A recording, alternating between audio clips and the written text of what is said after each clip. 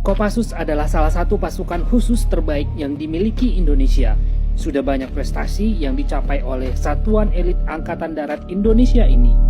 Salah satunya adalah keberhasilan dalam membebaskan sandera dari pesawat DC-9 Wolya milik Garuda yang disandra pembajak di Thailand.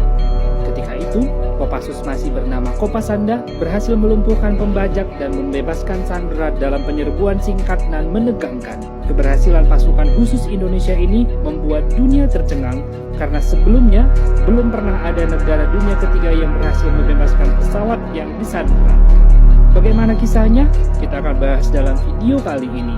Tapi sebelumnya, pastikan subscribe channel analisis militer ini ya. Kejadian ini menimpa satu unit pesawat penumpang DC-9 Wolya milik Garuda dengan nomor penerbangan 206. Ketika itu, pesawat ini sedang menjalankan penerbangan komersil rutin dari rute Jakarta, Palembang, dan Medan. Rencananya, pesawat ini akan mengangkut penumpang dari Jakarta menuju Medan dengan terlebih dahulu transit di Palembang. Pesawat ini berangkat dari Bandara Kemayoran, Jakarta sekitar pukul 8 pagi, membawa 33 orang penumpang beserta 5 orang kru.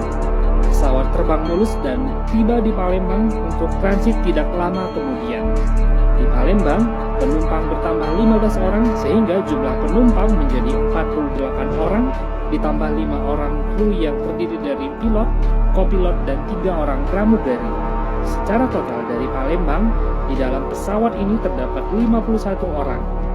Sebagian besar adalah warga negara Indonesia dan beberapa warga negara asing seperti Amerika, Inggris, Belanda, dan Jepang.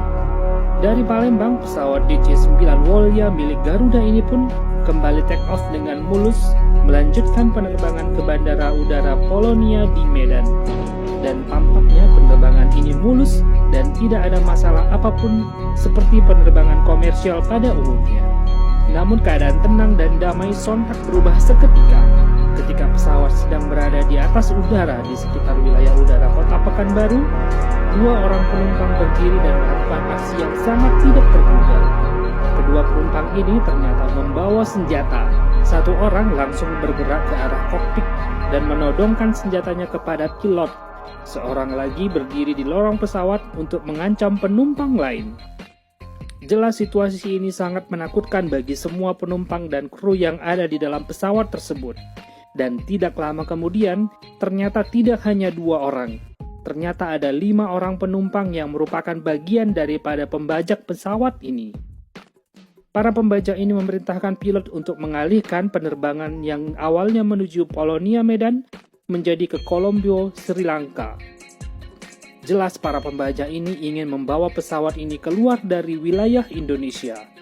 Sang pilot bernama Kapten Pilot Herman Rente pun tak berdaya, namun berhasil memberikan penjelasan bahwa bahan bakar pesawat tersebut tidak memungkinkan untuk terbang jauh ke Colombo, Sri Lanka.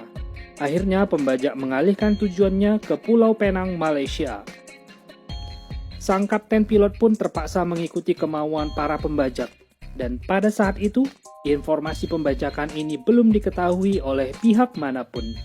Beruntungnya, sang pilot berhasil memberikan kode sinyal bahaya kepada pesawat terdekat tanpa sepengetahuan para pembajak. Sinyal bahaya ini diterima oleh pilot Garuda lain yang sedang berada di wilayah udara Pekanbaru dan diteruskan kepada pihak terkait. Berita pembajakan ini akhirnya tersebar dan sampai juga kepada pihak pemerintah Indonesia. Pesawat DC-9 Wolya ini pun terus terbang menuju Pulau Penang, Malaysia dan mendarat di sana. Mendarat di Pulau Penang ini bukan tujuan akhir para pembajak, tetapi untuk mengisi bahan bakar dan bekal ulang makanan untuk melanjutkan penerbangan ke tujuan selanjutnya yang mereka masih rahasiakan. Tiba di Malaysia, para pembajak menuntut pengisian bahan bakar dan bahan makanan yang segera dipenuhi otoritas setempat. Di sini pula, seorang penumpang berusia lanjut 76 tahun diizinkan para pembajak untuk diturunkan karena tidak berhenti menangis sejak awal pembajakan. Sehingga tinggal 47 orang penumpang dan 5 orang kru yang ada di dalam pesawat tersebut. Dan tidak lama berselang, sekitar pukul 16.05 waktu setempat, pesawat ini kembali terbang dan meninggalkan Pulau Penang, Malaysia. Dan kali ini para pembajak meminta pilot untuk membawa pesawat ke Bandar Udara Don Muang, Bangkok, Thailand. Sekitar pukul 17.05 waktu setempat, pesawat DC-9 Woylia milik Garuda ini mendarat di Bandara Don Muang, Bangkok, Thailand. Pesawat ini kemudian diparkir di area Spot A apron pangkalan milik Angkatan Udara Thailand yang berjarak sekitar 2 km dari terminal bandara. Para pembajak tetap menahan para penumpang dan kru di dalam pesawat tersebut. Lokasi parkir pesawat ini yang jauh dari terminal juga dimaksudkan untuk memudahkan proses penyelamatan sandera dan juga untuk faktor keamanan. Sementara itu di Jakarta, pemerintah Indonesia sudah membentuk tim untuk menangani proses pembebasan pesawat dan penumpangnya dari pembajak. Tahap awal, Indonesia mengirimkan para pejabat intelijen yang dipimpin oleh Legend TNI Yoga Sugama untuk berkoordinasi dengan pemerintah Thailand sekaligus melakukan negosiasi dengan para pembajak. Pejabat intelijen ini berangkat dari Jakarta menggunakan pesawat DC-9 Digul yang juga milik Garuda, jenis pesawat yang sama persis dengan pesawat yang dibajak. Ini bukan sebuah kebetulan belaka, tetapi memang sudah direncanakan karena pesawat ini nantinya akan digunakan sebagai tempat pasukan khusus Indonesia berlatih sebelum menyerbu pesawat DC-9 Woylia yang dibajak.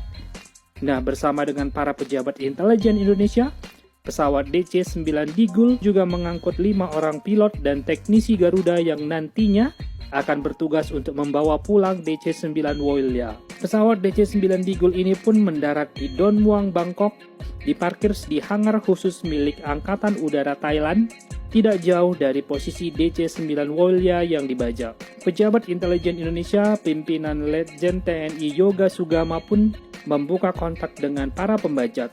Diperoleh bahwa pembajak menuntut pembebasan teman-teman mereka yang ditahan polisi karena menyerang aparat keamanan beberapa hari sebelumnya di Jawa Barat. Mereka juga meminta uang tebusan sebesar 1,5 juta dolar atau dengan kurs rupiah saat ini mencapai 21 miliar rupiah. Selain kontak dengan pembajak, intelijen Indonesia juga berdialog dengan pejabat Thailand terkait opsi penyelamatan pesawat sandera ini. Awalnya Thailand bersikeras bahwa pasukan Thailand lah yang akan melakukan penyelamatan. Namun pejabat Indonesia ini ngotot bahwa militer Indonesia yang akan beraksi, karena ini adalah pesawat milik Indonesia dan sebagian besar sandera adalah warga negara Indonesia. Setelah berdebat cukup alot dan panjang, pemerintah Thailand setuju bahwa penyelamatan akan diberikan kepada pihak militer Indonesia dibantu pasukan khusus Thailand yang akan bertugas menjaga dari kejauhan. Sementara